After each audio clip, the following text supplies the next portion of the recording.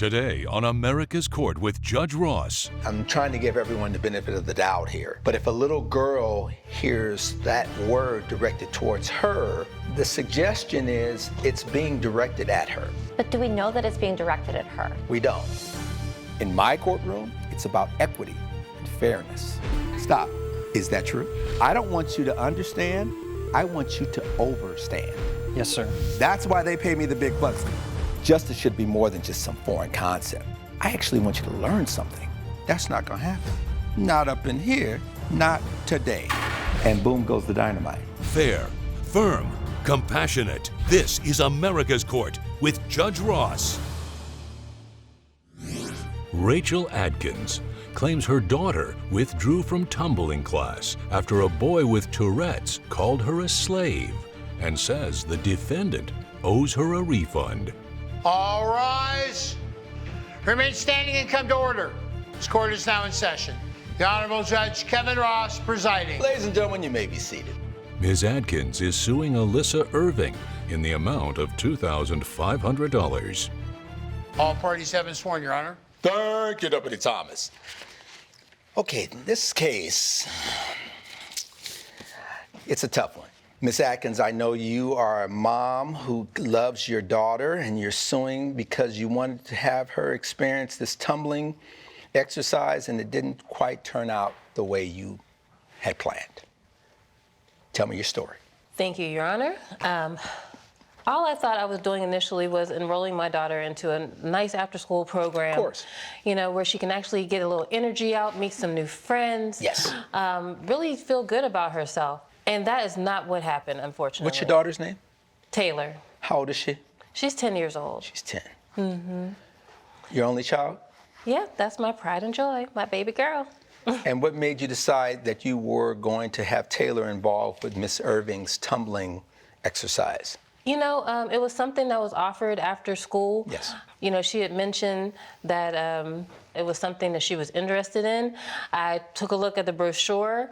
It made sense to me. Mm-hmm. You know, they said they wanted a safe environment for them to be able to come and, actually, let me get the exact verbiage. In fact, I'll take a look at it myself. Safe and positive learning environment. Miss Irving, is that what your brochure promotes? A safe and positive learning environment? Absolutely, it does. All right. And what's been the reaction from the young people who engage in this activity? It's been very successful in its tenure. The kids have really enjoyed it. Explain to me what we're talking about when we talk about tumbling. We're talking about tumbling, we're talking about some light gymnastics, some light stretching, just really where the kids can get their energy out and learn these different skills. You weren't necessarily affiliated with the school. This is something that people have to pay for privately, correct? Yes. Yes, absolutely. Right. Tell me how that came about. So that came about, we determined the cost just dependent on the instructors, how many kids, of course, that we get involved with the program, and then we'll offer snacks. And what's the logistics of the program itself? The logistics of the program? I'm sorry, what do you mean, sir? In terms of, you said you base it on the number of participants and the people that are available. How many people ended up participating in this particular cycle at this school? Oh, we had 8 children participate in this program. So you had 8 kids. What was the breakdown of the kids? So breakdown of the kids, we had 4 boys and 4 girls. Okay. And what about the racial component? We had 2 African-American children, we had a Hispanic child, and then the rest were white. Given that you've had this mix racially, because we're talking about California. Yeah. It's probably one of the most diverse states in the country, in the U.S. There has to be certain sensitivities when we're dealing with gender issues, we're dealing with race issues. Is that a fair statement? Absolutely, yes. How have you all addressed those issues, if at all? So we've addressed those issues, and in this case that we're discussing with the plaintiff's daughter, I made sure to send out a brochure, which I can send you the newsletter that I had sent out. I'd like that, please. Okay. So I sent out this newsletter to all the parents in the program because we have a child that was joining the program. His name is Roger, and he does suffer from Tourette Syndrome. Do all individuals who have Tourette's suffer from the challenge of sometimes blurting out inappropriate things? Your Honor, I'm not entirely sure if everyone with Tourette's does experience that. I've done research, what I knew Roger was doing in the program, so that it is fair to say that he does suffer from that. He has that aspect of Tourette's where he can't control these tics, if you will. Absolutely. So the way it was explained to me is Yes. it's almost like a repressed sneeze. When these tics come up and you try to repress it, the urge for it continues to grow. So when Roger feels one of these tics coming up, and if he tries to suppress it, it just continues to get worse, and then he ends up just blurting it out. So constructively, we were talking on how we can manage that, especially around kids that are maybe not around people with Tourette's and don't understand what's happening. Now, Ms. Adkins, you understand that we're talking about a neurological disorder that people, unfortunately, who struggle with it find themselves in very challenging situations. Is that fair to say? Coming up on America's Court. So he came into the class and just blurted out in front of everybody, slave. Considering there's only 2 black students in the entire class, immediately all eyes are on them. If you'll be in the Los Angeles area and want to bring your case to court, call 1-888-552-6878.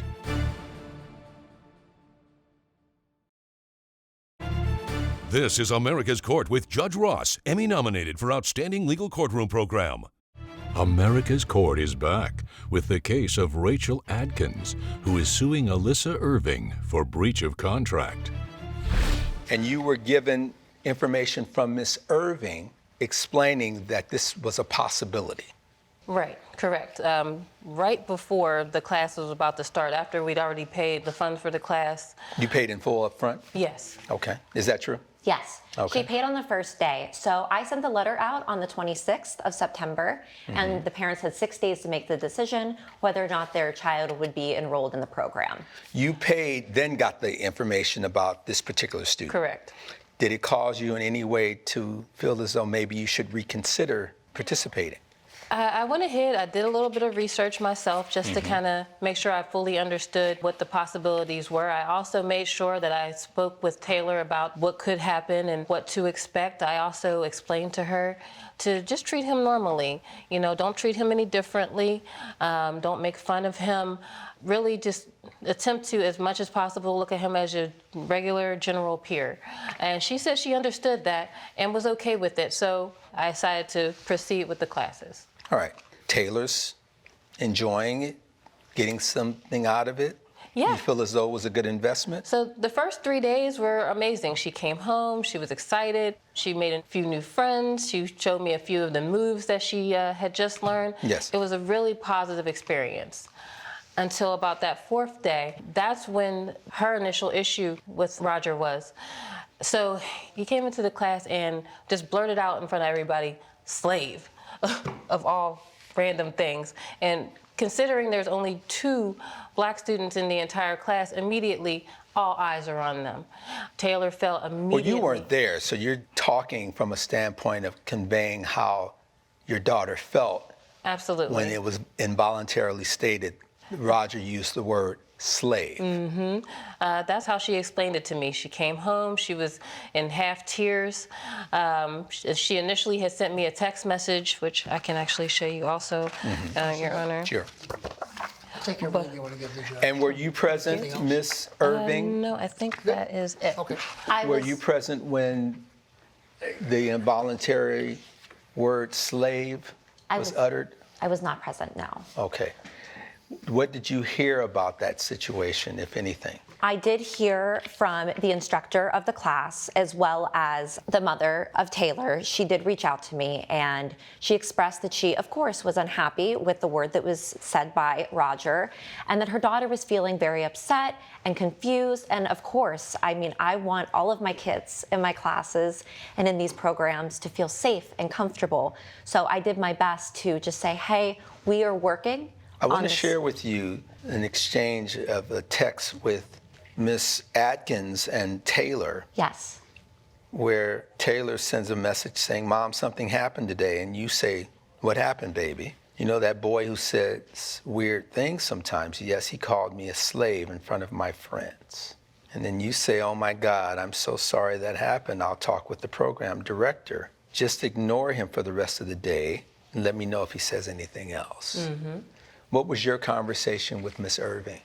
Because just based on that, while she may have felt as though that was being targeted towards her, we can't say with certainty if that was the case.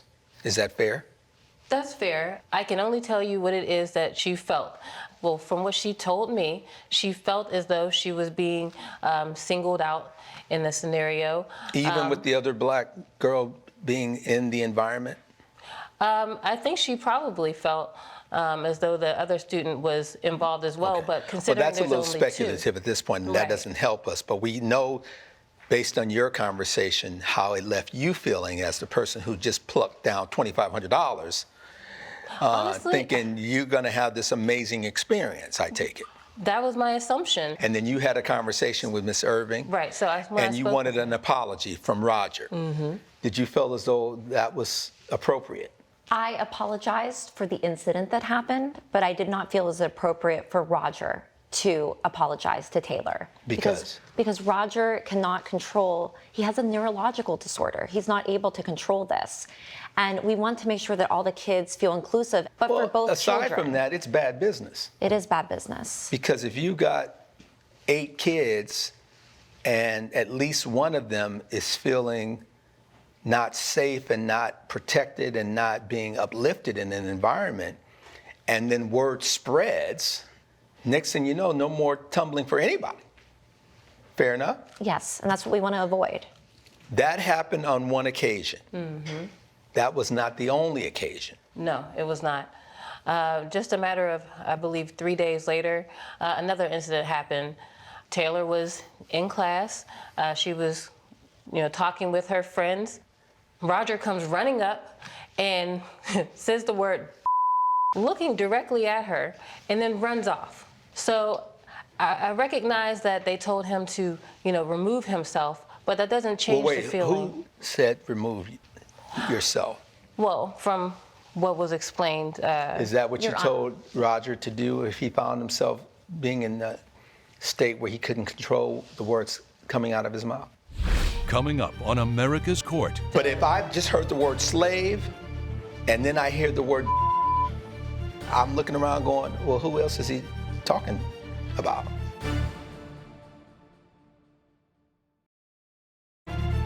This is America's Court with Judge Ross, Emmy nominated for Outstanding Legal Courtroom Program. America's Court is back with the case of Rachel Adkins, who is suing Alyssa Irving for breach of contract. So his parents had worked on a plan with his therapist and doctors that if he felt the urge coming on, that he was to remove himself from the situation to help the kids not feel uncomfortable that may not be exposed to that happening. So yes. I mean, I'm trying to give everyone the benefit of the doubt here. But if a little girl hears that word directed towards her, the suggestion is it's being directed at her. But do we know that it's being directed at her? No, we don't. She was. But if I've just heard the word slave, and then I hear the word and I'm within an area that I'm looking around going, well, who else is he talking about? I do see that, and I do understand that, and I don't want Taylor to feel like she can't be in this tumbling class. She was doing so well. But was she does feel blossoming. that way, is the problem. And ultimately, for you, there was a final breaking point. Absolutely. Let's talk about it. Apparently, he learned compound words and decided to add the two together for one last go-round in the class. She was in the middle of doing a tumbling routine in front of the entire class. And right there, while she's the only one tumbling, he literally calls out slave B-word.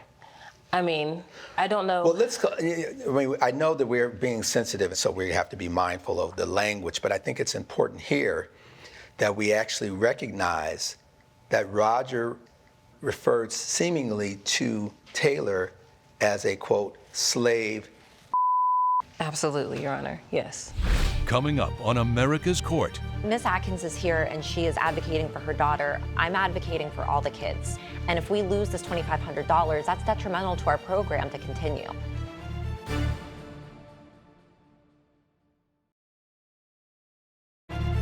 This is America's Court with Judge Ross, Emmy nominated for Outstanding Legal Courtroom Program. America's Court is back with the case of Rachel Adkins, who is suing Alyssa Irving for breach of contract. We also have, and it intersects here in California, with the Civil Rights Act that says no one should be subjected to any situation where it involves race or sex. I've got some kids that are just trying to be kids, and life is sort of getting in the way. Because at that point, you said, I'm not going to have her in the class anymore? Yes, at that point, she made it very clear that she was upset, and reasonably so. Yes. You know, she was, again, embarrassed. And to be honest, it also felt as though nothing was being done to help rectify the situation or to at least help give her any sense of calm or sense of it to be okay. At the very least, initially. She needs to be in an environment free from sexual and racial harassment. Exactly. He needs an environment that's not making him feel less than because of his condition. Mm-hmm. You want the full amount, the whole 8-week program. How long was Taylor in the program? She was in the program for 2 weeks. All right. Why are you not thinking, Miss Irving, Miss Adkins is entitled to be compensated for the cost of the program, given she didn't get, quote unquote, the benefit of her bargain, or at least that's what she's arguing? So she did sign the waiver, and the waiver does clearly state that if there is no gross negligence and or any physical ailment or physical reason that the child can no longer attend the program, then there is no reason to refund the money back. You know, Ms. Atkins is here and she is advocating for her daughter. I'm advocating for all the kids in this program. And if we lose this $2,500, that's detrimental to our program to continue. Judge Ross's verdict when America's Court returns.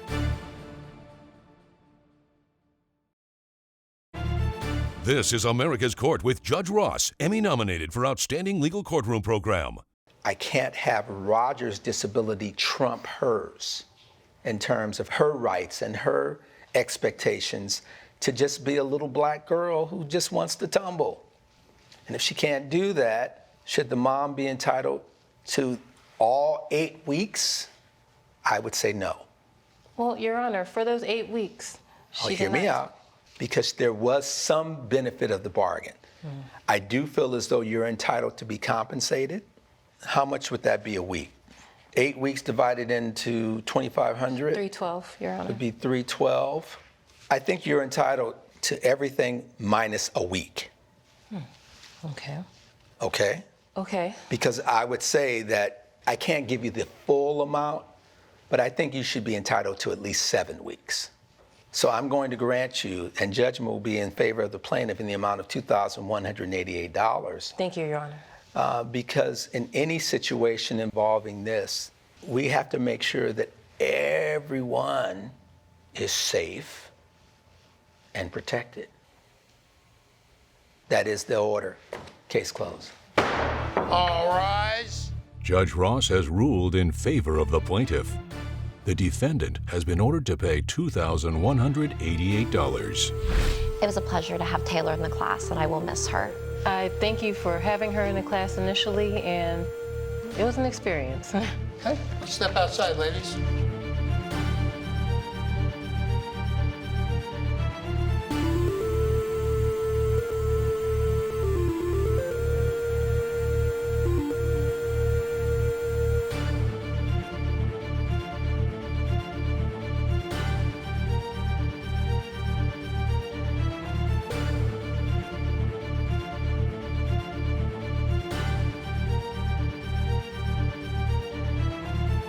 This has been a production of Allen Media Group.